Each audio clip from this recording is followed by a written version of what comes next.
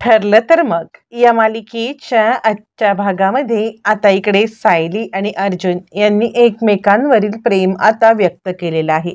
त्यानंतर मग आता सायली अर्जुनला सांगते, काहीही झालं तरी सुद्धा मी कोल्हापूरला चालले नाही ही गोष्ट मला मधुभाऊंना सांगायलाच पाहिजे. जोपर्यंत ही गोष्ट मधुभाऊंना मी सांगत नाही, मी मधुभाऊंची फसवणूक करू इच्छित नाहीये. असं म्हटल्यावरती अर्जुन म्हणतो, कोणत्याही प्रकारची कोणाचीही फसवणूक आपण करायची नाहीये. जे काही सत्य आहे ते आपण सगळ्यांना सांगायचं आहे. असं म्हणत अर्जुन आता सायलीला घेऊन मधुभाऊंच्या घरी येतो. मधुभाऊंना सायली सांगायला लागते, मधुभाऊ तुम्ही मला कोल्हापूरला पाठवण्याचं जे काही काम केलं होतं ना, पण अर्जुन सरांनी त्यांचं प्रेम माझ्यावरचं व्यक्त केलेलं आहे आणि माझं सुद्धा अर्जुन सरांवरती तितकंच प्रेम आहे आणि त्यामुळे मी आता हे इथून पनवेल सोडून कुठेही जाणार नाहीये. असं म्हटल्यावरती आता इकडे कुसुम येते आणि मधुभाऊ तुमचा राग कशावरती होता, तर कॉन्ट्रॅक्ट मॅरेजवरती ना. या दोघांचं कॉन्ट्रॅक्ट मॅरेज कधीच संपलेलं आहे आणि अर्जुन आणि सायली एकमेकांवरती प्रेम करतात.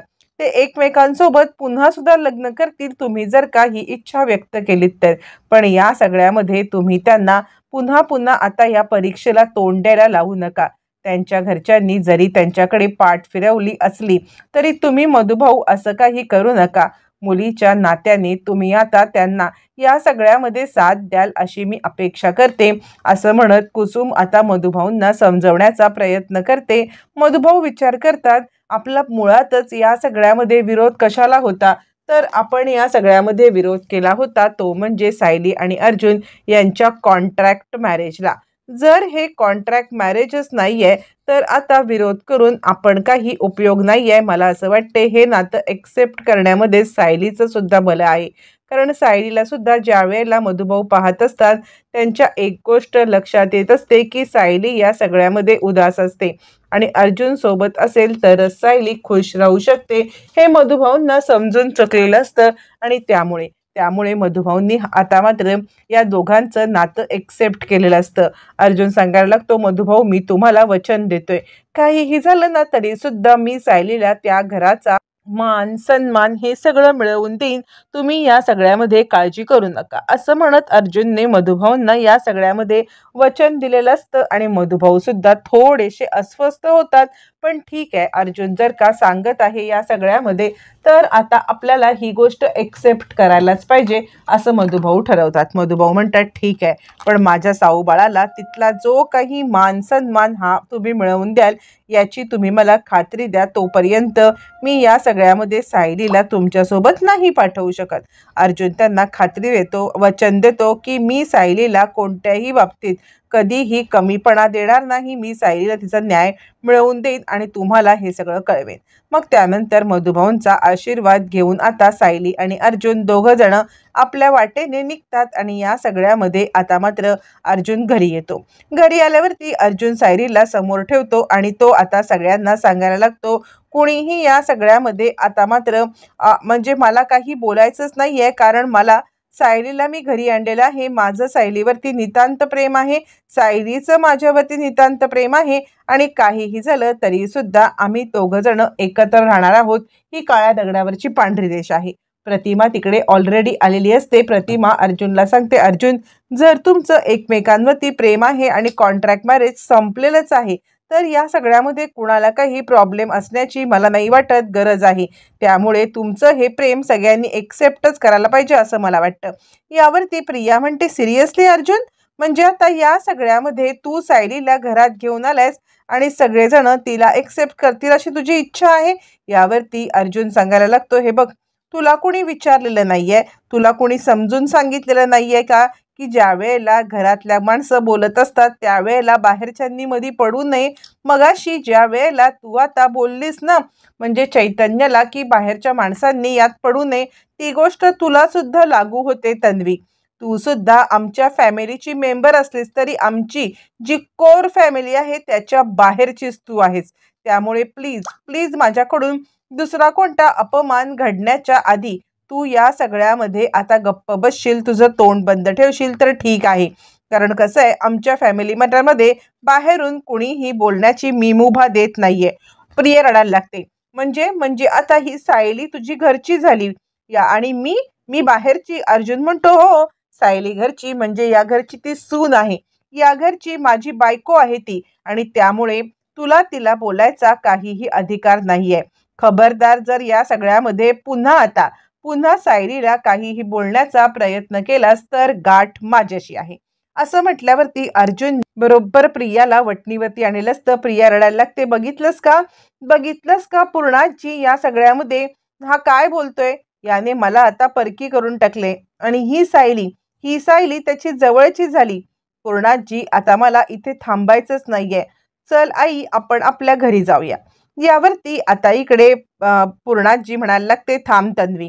प्रिया आता इकडे कल्पना सुद्धा म्हणते, थांब तन्वी, तू कुठेही जाणार नाहीयेस. तुला अर्जुनने जरी आता घरचा दर्जा दिला नसला तरी आम्ही तुला या घरची मुलगीच मानतो, आणि त्यामुळे तू कुठेही जाणार नाहीयेस.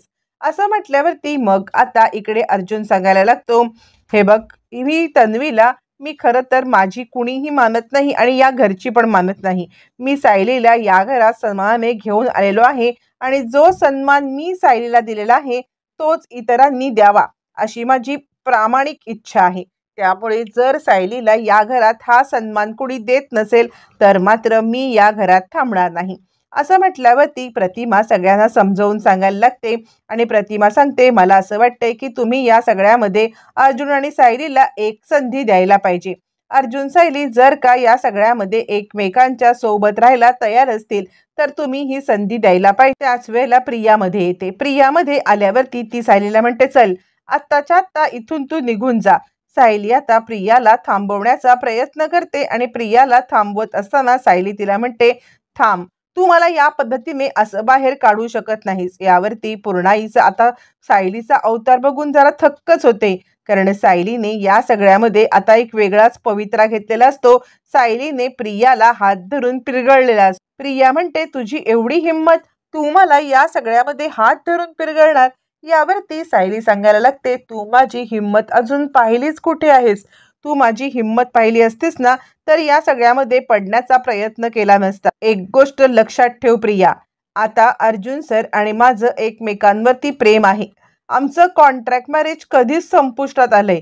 आमचं एकमेकांवरती प्रेम आहे ही गोष्ट जरी आम्हाला आज समजली असली ना तरी सुद्धा ही गोष्ट तितकीच खरी आहे जितकं आता श्रद्धा, प्रेम, आपुलकी, माया या गोष्टी खऱ्या आहेत ना, तितकंच माझं आणि अर्जुन सरांचं नातं हे प्रेमळ आहे, आणि नातं हे सच्च आहे, आणि हे नातं हे करण्याचा तुला काही अधिकार नाहीये. मी या घरची सून तर आहेच, कुणी मानो न मानो, पण मी अर्जुन सरांची बायको तर आहेच. कारण अर्जुन सरांनी मला आता देवा ब्राह्मणांच्या साक्षीने मंगळसूत्र घातलंय. भले आमचं कॉन्ट्रॅक्ट मॅरेज असलं तरी सुद्धा आम्ही आता कॉन्ट्रॅक्ट मॅरेजचे बंध तोडून एकमेकांच्या प्रेमात पडून नवरा बायको म्हणून आलेलो आहोत. भले हे घर माझा स्वीकार उशिरा करेल, भले हे घर माझा स्वीकार खूप लेट करेल, पण मला या सगळ्यामध्ये या घराने ऑलरेडी स्वीकारलेलं आहे. आत्ता माझी माणसं माझ्यावरती रागवलेली आहेत, काही प्रॉब्लेम नाहीये, पण ज्या वेळेला माझ्या माणसांचा माझ्यावरचा राग जाईल ना त्यावेळेला या सगळ्यामध्ये मी तुला दाखवून देईल की प्रेमाची ताकद काय असते ते.